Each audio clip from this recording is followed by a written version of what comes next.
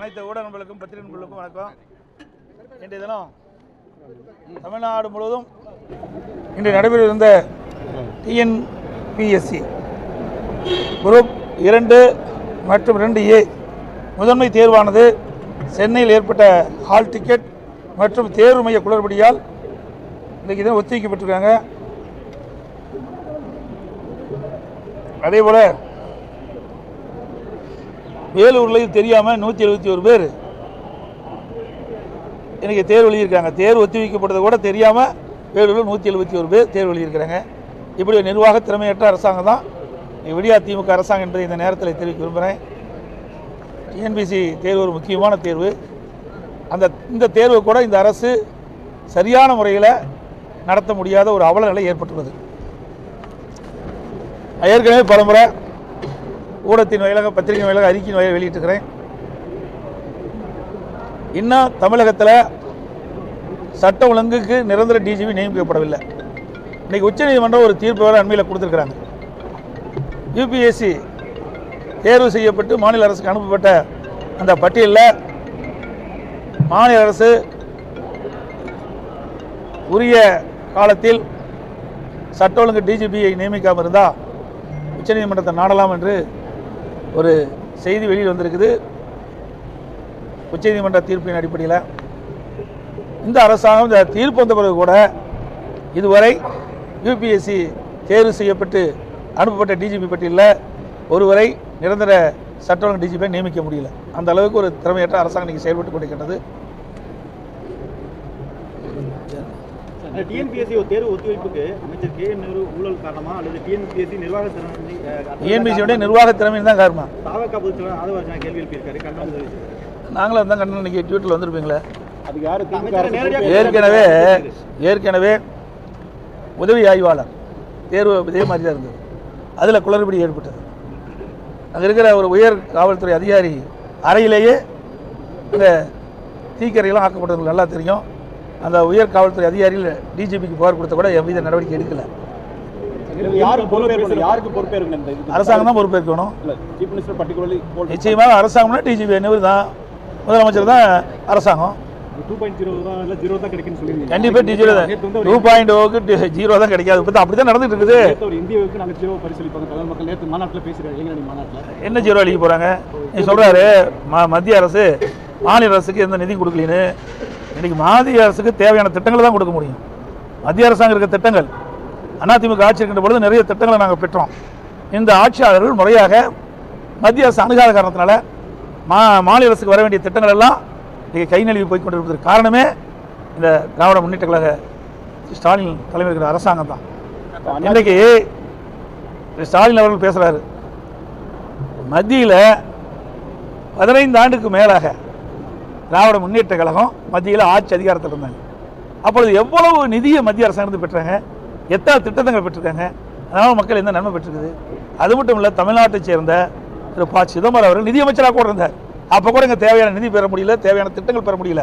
ஆனால் அதிமுக ஆட்சியில் அம்மாவுடைய அரசு இருக்கின்ற பொழுது சென்னை மாநகரத்தில் போக்குவரத்து நெரிசலை குறைப்பதற்கு சுமார் 63,000 கோடியில் 118 கிலோமீட்டர் மெட்ரோ ரயில் பாதை அமைப்பதற்கு மாண்புமிகு உள்துறை அமைச்சரை நேரடியாக வந்து அடிக்கல் நாட்டிட்டார். அந்த திட்டத்துக்கு நிதி ஒதுக்கீடு பெற்றோம், அனுமதி பெற்றோம்.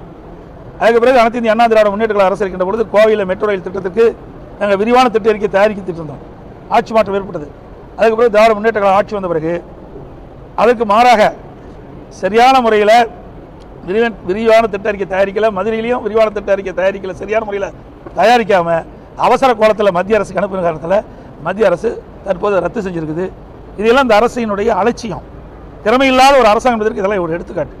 இன்னும் பாஜக தான் உங்களை இயக்குது. என்டிஏ பழனிசாமி, எடப்பாடி பழனிசாமி கிடையாது. ஏங்க என்ன நீங்களும் வேடிக்கையாக கேட்குறீங்க? நாங்கள் நாடாளுமன்றத்தில் கூட்டிருந்தோமா? சொல்லுங்க பார்க்கலாம். மூச்சுக்கு 3 இந்தியா கூட்டணி வாய் திறக்க மாட்டேங்கிறார் முதலமைச்சர். அதை கேள்வி கேட்க மாட்டேங்கிறீங்களே. எப்பொழுது பார்த்தாலும் இந்தியா கூட்டணி சொல்லிக் கொண்டிருக்கின்ற முதலமைச்சர் திரு ஸ்டாலின் அவர்கள் ஏன் இப்போ இந்தியா கூட்டணி பேரை எடுக்க மாட்டேங்கிறாரு? காங்கிரஸுக்கும் திமுகவும் உட்கட்சி புசல் வந்துடுது. நிச்சயமாக அதாவது இப்போ கூட்டத்திலையும் பத்திரிகையும் வர செய்தி தானே, பிளவுறது தான் நீங்கள் போடுறீங்க. கருத்து வேறுபாடு வந்துட்டு இருக்குல்ல. காங்கிரஸ் கட்சிக்கார ஒரு கருத்து சொல்கிறாங்க தலைவர்கள், அதற்கு எதிர்கருத்து திமுக சொல்கிறாங்க. ஆக கூட்டணியில் விரிசல் ஏற்பட்டுறது உண்மைதானே? இன்ன வரைக்கும் வெளிப்படையாக பேச முடியலையே. ஆனால் அதையே சொல்லி நாங்கள் பொருந்த இருக்குமா பொருந்தணும் மக்கள் முடிவு பண்ணணுங்க, ஸ்டாலின் முடிவு பண்ணுறதில்ல. ஒவ்வொரு கட்சியும் அந்தந்த தேர்தல் வருகின்ற பொழுது வெற்றி பெறுவதற்காக அமைக்கப்படுவது தான் கூட்டணி. எல்லா கட்சியுமே கூட்டணி அமைச்சு தான் போட்டிட்டு இருக்குது. இன்றைக்கி அதிமுகவில் யாரெல்லாம் கூட்டணியில் இடம்பெற்றாங்களோ அது சட்டமன்ற தேர்தல் நாடாளுமன்ற தேர்தலோ அந்த கட்சி தான் திமுகவோட கூட்டணியில் அங்கம் பெற்றது. திமுக கூட்டணியில் எந்தெந்த கட்சியெல்லாம் தேர்தல் நேரத்தில் இடம்பெற்றதோ அந்த கட்சி தான் அதிமுக இடம்பெற்றிருக்குது. கால சூழ்நிலைக்கு ஏற்றவாறு அந்தந்த கூட்டணி அமைவது இயல்பு. காங்கிரஸ் கட்சியில ஒரு பிரிவினர் வந்து திமுகவோட அலையன்ஸ் வைக்கணும்னு சொல்றாங்க, இன்னொரு பிரிவினர் டிவி கூட போகலான்னு சொல்றாங்க. ஸோ பெரிய பிளவு ஏற்படுற மாதிரி ஒரு சிச்சுவேஷன் இருக்கு. 1996 இந்த மாதிரி ஒரு சிச்சுவேஷன் வந்து காங்கிரஸ் உடஞ்ச மாதிரி திரும்ப அதே ஒரு சூழ்நிலை வரும்னு நினைக்கிறீங்களா நீங்க? உங்களுடைய செய்தியெல்லாம் பார்க்கும்போது அப்படித்தானே இருக்குது. இன்னைக்கு காங்கிரஸ் கட்சியுடைய தலைவர்கள் சொல்லுகின்ற கருத்தும் அதற்கு எதிரான கருத்தை திமுக இரண்டாம் கட்ட தலைவர் சொல்லுகின்ற கருத்து அப்படித்தான் இருக்குது. அண்மையில் கூட திருமதி கனிமொழி அவர்கள் டெல்லிக்கு சென்று திரு ராகுல் காந்தி அவர்களை சந்தித்து பேசியிருக்கிறாங்க. ஆக பேசி கூட இன்னும் அது கூட தீர்வு காண முடியலையே. அதில் ஒரு கமிட்டி அமைச்சிருந்தாங்க, காங்கிரஸ் கட்சியை சேர்ந்த ஒரு குழு அமைக்கப்பட்டது கூட்டணி பேச்சுவார்த்தைக்கு. இன்னும் அந்த பேச்சுவார்த்தை நடக்கவே இல்லையே. ஜெயிப்பாங்க, தேர்தல் முடிஞ்சா தானே தெரியும் யார் ஜெயிப்பாங்க யார் தோப்பாங்க. அதிமுக நிச்சயம் அனைத்து இந்திய அண்ணா திராவிட முன்னேற்ற கழக தலைமையில் அமைக்கப்படுகின்ற கூட்டணி பெரும்பான்மையான இடங்கள் வெற்றி பெற்று அதிமுக தனி பெரும்பான்மையோட ஆட்சி அமைக்கும். அதிமுக மிகப்பெரிய கூட்டணி கட்சி ஒன்று வர இருக்குன்னு சொல்லியிருந்தீங்க. இப்போ மீண்டும் வந்து கட்சிகள் வர வாய்ப்பு இருக்கா? புதிய நான் சில கட்சி தான் வரும்னு சொல்லுவேன். அதாவது அனைத்து இந்திய அண்ணா திராவிட முன்னேற்ற கழகத்தில் சில கட்சியில் ஒன்று சொன்னால் வந்தாச்சு. பாட்டாளி மக்கள் கட்சி வந்தது, பிறகு அம்மா மக்கள் முன்னேற்ற கழகம் வந்தது. இன்னும் சில கட்சியோட பேச்சுவார்த்தை நடத்திட்டு இருக்கிறோம், வரதுக்கு வாய்ப்பு இருக்குது. அரசு ஊழியர்கள் ஆசிரியர்கள் கூட்டம் இன்னைக்கு முதல்ல நன்றி மன்றம் நடக்குது. அதற்கான வாய்ப்புகளில் முழுக்க அதிமுகவோட மேடம் ஜெயலலிதா அப்புறம் உங்கள் ஆட்சியை மட்டும் குறை சொல்லியிருக்காங்க. அதுக்கு உள்ள இருக்க ஒருங்கிணைப்பாளர்கள் சிலர் எதிர்ப்பு தெரிவிச்சிருக்காங்க. எப்படி பார்க்குறீங்க? ஏங்க, உங்களுக்கு தெரியாதவங்க இல்லை, பத்திரிகை ஊடக நம்பர்களுக்கு தெரியாதவங்க இல்லை. இதில் ஸ்டாலின் இப்பொழுது அறிவிக்கப்பட்ட உறுதியளிக்கப்பட்ட ஓய்வு திட்டம், இதில் என்ன உண்மை இருக்குது? அவர் கேட்கின்ற கோரிக்கை என்ன? பழைய ஓய்வு திட்டம், பங்களிப்பு இல்லாத ஓய்வு திட்டம் என்ன கேட்குறாரு. ஸ்டாலின் என்ன அறிவிச்சிருக்காரு? பங்களிப்பு உள்ள ஓய்வு திட்டம் தான் அறிவிச்சிருக்காரு. அது அவர் வைத்த கோரிக்கை நிறைவேற்றலையே. ஏற்கனவே மத்திய அரசு அறிவிக்கப்பட்ட அந்த ஓய்வு திட்டத்தில் சில மாற்றங்களை செஞ்சு அறிவிச்சிருக்கிறாங்க. இன்னைக்கு அரசு ஊழியர்களுக்கு இந்த குழந்தை அழுதா மிட்டாய் கொடுத்து அது சரி செய்வாங்க பாரு, அது மாதிரி அரசு ஊழியர்கள் போராட்டம் நடத்த ஆரம்பிக்கும் போது ஒரு சின்ன அறிவிப்பு கொடுத்து சரி செஞ்சிருக்கிறாங்க, அவ்வளோதான். அதுக்கு சில சங்கங்கள் தொடர்பு இருக்குது. சார், எப்பவுமே திமுக தேர்தல் அறிக்கை வந்து கதாநாயகன் அப்படின்னு சொல்லுவாங்க. நீங்க இப்போ வந்து 2 அறிக்கை விட்டுருக்கீங்க வரைக்கும், அங்கே ஏதாவது ஸ்லீப்பர் செல் வச்சிருக்கீங்களா? எனக்கு ஒன்றும் புரியல, ஸ்லீப்பர் செல் எனக்கு ஒன்றும் புரியல. ஏன்னா ஒவ்வொரு கட்சிக்கு இருக்கிற தனித்தன்மைங்க. அனைத்து இந்திய அண்ணா திராவிட முன்னேற்ற கழகம் நாட்டு மக்களுக்கு என்னென்ன தேர்தல் அறிக்கை கொடுத்தா நன்மை பெருக்கணும்னு நாங்கள் நினைச்சோம். அதன் அடிப்படையில் நாங்களுடைய முதல் கட்டம் 2ஆம் கட்டம் 2 தேர்தல் அறிக்கை நான் வெளியிட்டோம். பிரைம் மினிஸ்டர் வர்றதுக்கு முன்னாடி நீங்கள் சொல்லக்கூடிய எல்லா கட்சியும் ஒரு சில பேசிட்டு இருக்கிறோம். இன்னும் தேர்தல் அறிவிக்கல. தேர்தல் அறிவிச்சா தானே தேர்தல் நெருங்க தானே கூட்டணி முழுமை பெறும். தமிழக அரசு மீது பல்வேறு குற்றச்சாட்டுகளை முன்வைக்கிறீங்க. ஆனால் அதிமுக சார்பில் எந்த ஒரு போராட்டமும் முன்னெடுக்கல. இப்போ கூட போராட்டம் அறிவிச்சிருக்கல. தொடர்ந்து போராட்டம் ஏங்க, நாங்கள் தான் போராட்டம் 13ஆம் தேதி அறிவிச்சோம். உடனே 12ஆம் தேதி அறிவிச்சிட்டாங்க. நாங்கள் போராட்டம் அறிவிச்ச உடனே 12ஆம் தேதி திமுக அறிவிச்சிருக்குது. ஒவ்வொரு மாவட்டத்திலையும் அங்கங்கே இருக்கின்ற மக்களுடைய பிரச்சனையை முன்னிறுத்தி நாங்கள் போராட்டம் நடத்திட்டு இருக்கோம். பாருங்கள், பத்திரிகைகள் வந்திருக்கு, ஊடகத்தில் வந்திருக்குது. ஒரு மாநகராட்சி நகராட்சி பொதுமக்களுடைய கருத்துக்கள் பிரச்சனை ஏற்பட்டால் அது குறித்து தான் நாங்கள் போராட்டம் நடத்துவோம். வேற என்ன மாநாடு நடத்தினா வேற வழி இல்லையே. தினவரி அறிவிப்பு கொடுப்பாங்க, தினவரி அறிவிப்பு கொடுத்துட்டே இருக்கிறாங்க. அந்த பேர் தான் உங்களுக்கு ஞாபகம் இருக்குதா? நினைச்சு பாருங்க, எத்தனை பேர் வச்சிருக்கிறாங்க. பேர் வைப்பதற்கு நோபல் பரிசு கொடுக்கணும்னா ஸ்டாலின் கொடுத்தா பொருத்தமா இருக்கு. தினம் ஒரு பேர் ஒரு போட்டோஸ் விட்டு உங்க பத்திரிகையில் ஊடகத்தை அதை வெளிப்படுத்துவீங்க. அதோட எனக்கு முடிஞ்சு போச்சு. அதான் ஸ்டாலின் அரசாங்கம். அதாங்க ஸ்டாலின் அரசாங்கம். அதுதான் நீங்க துணை நிற்கிறீங்க. எங்களை போல இருக்கிற கட்சிக்கு துணை நிற்கிறீங்களா? இன்னைக்கு ஒரு மோசமான கட்சிக்கு துணை இருப்பதனால தான் இப்படிப்பட்ட நிகழ்வு நடக்குது. முதல்ல நீங்க உணருங்க.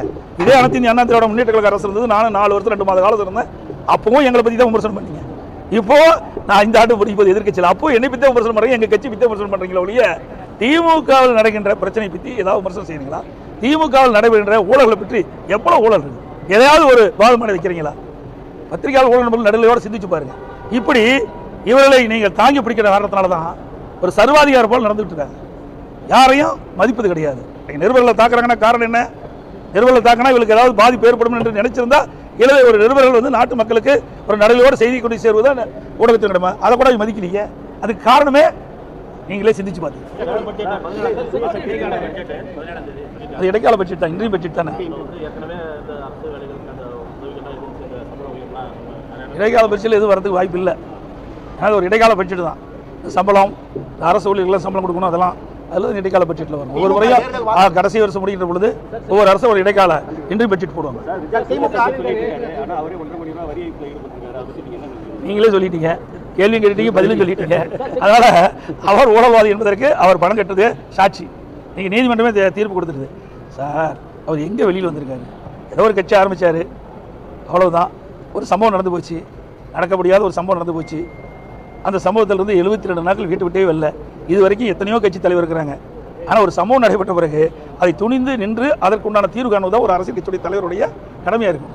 ஆனால் கட்சி ஆரம்பிச்சுட்டு ஒரு துயரமான சம்பவம் ஏற்பட்ட உடனே 72 நாட்கள் வெளியிலே வரல.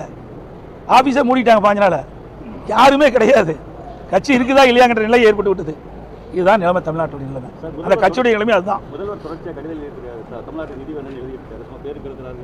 பேருக்கு எழுதுதாங்க. ஏங்க, நான் தான் ஏற்கனவே சொல்லிட்டேன், 15 ஆண்டு காலம் மத்தியில் ஆட்சி அதிகாரத்தில் இருந்த ஒரே கட்சி திமுக கட்சி தான். திமுக கட்சி தானே அந்த நாடாளுமன்ற உறுப்பினர் தானே மத்தியில் ஆட்சி அதிகாரத்தில் இருந்தாங்க. என்ன திட்டத்தை கொண்டாங்க? எவ்வளோ நிதி கொண்டாந்தாங்க சொல்லுங்க பார்க்கலாம். நாங்கள் வந்து சொல்லியிருக்கோம், நடந்தாய் வாலி காவிரி திட்டம் 14,000 கோடி கொண்டு வந்திருக்கிறோம். அண்ணா திமுக ஆட்சியில் ஒடுக்கப்பட்ட கோரிக்கையை மத்திய அரசு ஏற்று அறிவிச்சது. அதை கூட நடைமுறைப்படுத்த மறுக்கிறாங்க. மத்திய அரசு மறுக்கு, இந்த தமிழ்நாடு அரசு மறுக்குதுங்க.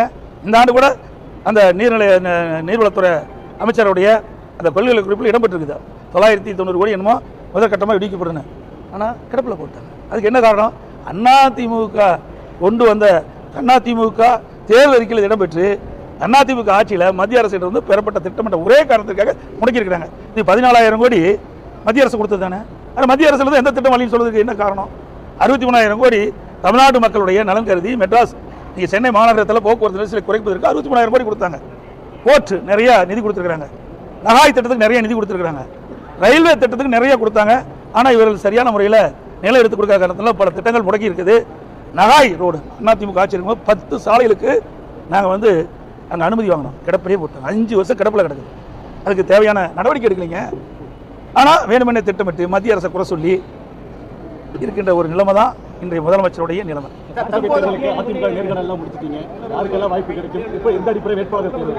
அது எப்படி வெளிப்படையாக சொல்ல முடியும்? அதாவது அதிமுக பொறுத்த வரைக்கும் உழைக்கின்றவர்களுக்கு நிச்சயமாக வாய்ப்பு கிடைக்கும். தற்போது ஹிந்தி இருக்குதுன்னு சொல்லி நேற்று ஸ்டாலின் பேசியிருக்காரு. என்டிஏ வந்துச்சுன்னா திருப்பி ஹிந்தி வந்துடும் ஒரு மாயத்தோட. ஏங்க, ஹிந்தி முத கொண்டு வந்து யாரு? காங்கிரஸ் ஆட்சி இருக்குது. அப்போ எதிர்த்தது யாரு? திமுக. இன்னைக்கு யாரோட கூட்டணியில் இருக்காங்க? காங்கிரஸோட தான் இருக்கிறாங்க. இவங்க பேசலாமா? இது ஓகே இருக்குதா? சொல்லுங்க பார்க்கலாம். காலத்துக்கு ஏற்றவாறு நடிக்கக்கூடிய கட்சி திமுக கட்சி. தேர்தல் வாக்குறுதிகளை எவ்வளவு நிறைவேற்றிருக்கு நீங்க நினைக்கிறீங்க? 4 ரூபாய் கூட நிறைவேற்ற முடியல. முக்கியமான திட்டங்கள் எதுவும் நிறைவேற்றலையே. தேர்தல் ஆயத்த மாநாடு நடக்குமா? ஸ்டேட் லெவல்ல எலெக்ஷனுக்கு முன்னாடி எல்லா கட்சியும் நடத்துறாங்க. அந்த மாதிரி எங்களெல்லாம் அது மாதிரி இல்லை. அது மாதிரி நடக்கிறதில்ல. இப்போ தேர்தல் வந்து அருமையில் வந்துடுது. இன்னும் 1 மாதம் தானுங்க தேர்தல் வர இருக்குது. நாங்கள் எல்லா இடத்துலையுமே இன்றைக்கி வந்து பார்த்தீங்கன்னா 181 இடத்துல எழுச்சி பயணத்தை முடிச்சு 181 சட்டமன்ற தொகுதியில் நானே நேரடியாக போய் எழுச்சி பயணத்தை முடிச்சிருக்கிறேன். வர ஞாயிற்றுக்கிழமை 15ஆம் தேதி பவானிசாகர் சட்டமன்ற தொகுதியில் நான் எழுச்சி பயணம் தொடங்கிருக்கிறேன். அதுக்கு பிறகு சென்னையில் இருக்கிற புறநகர் பகுதியில் இருக்கின்ற திருவள்ளூர் மாவட்டம், செங்கல்பட்டு மாவட்டம் அந்த பகுதியில் இருக்கின்ற சட்டமன்ற தொகுதியில் எழுச்சி பயணத்தை மேற்கொள்ள இருந்து மாத இறுதிக்குள்ள கிட்டத்தட்ட பார்க்கும்போது நான் அதிகமாக தேர்தலுக்கு அதிமுக கட்சி தான் முன்கூட்டியே தேர்தல் பிரச்சாரத்தை முன்னெடுத்து சென்று கொண்டிருக்கிறோம். ஏங்க, செல்லாத நோட்டுக்கு நோட்டு இருக்குது. செல்லுனா யாராவது பார்ப்பாங்களா? அது மாதிரி அவரை பற்றி பேசி என்ன பிரயோஜனம்? அது அவர் செல்லாத நோட்டு மாதிரி. செல்லாத நோட்டுக்கு என்ன வேல்யூ இருக்குதோ அதே வேல்யூ தான் அவருக்கு. முன்னாள் முதல்வர் ஜெயலலிதா இருக்கும்போது அவர்கள் ஆட்சியில் வந்து பெண் வேட்பாளர்களுக்கு முக்கியத்துவம் கொடுத்தாங்க. எங்களுக்கு அதே மாதிரி கொடுப்போம். ஒவ்வொரு தடவையும் ஒவ்வொரு கட்சியும் கொடுக்குது. அந்த அடிப்படையில் கொடுப்போம். யாரை போட்டால் ஜெயிக்கும், யாரை போட்டால் பெண் வளர்ப்பு, எந்த இடத்துல எந்த தொகுதியில் பெண் வளர்ப்பு இன்னைக்கு வலிமையாக இருக்கின்றார்களோ அந்த இடத்துல பெண் வளர்ப்பு நடத்துவதற்கு எங்களுடைய இயக்கமும் முன்னோடியாக இருக்குது. அனைத்து ஊடகங்களுக்கு பத்திரிகை நன்றி, வணக்கம்.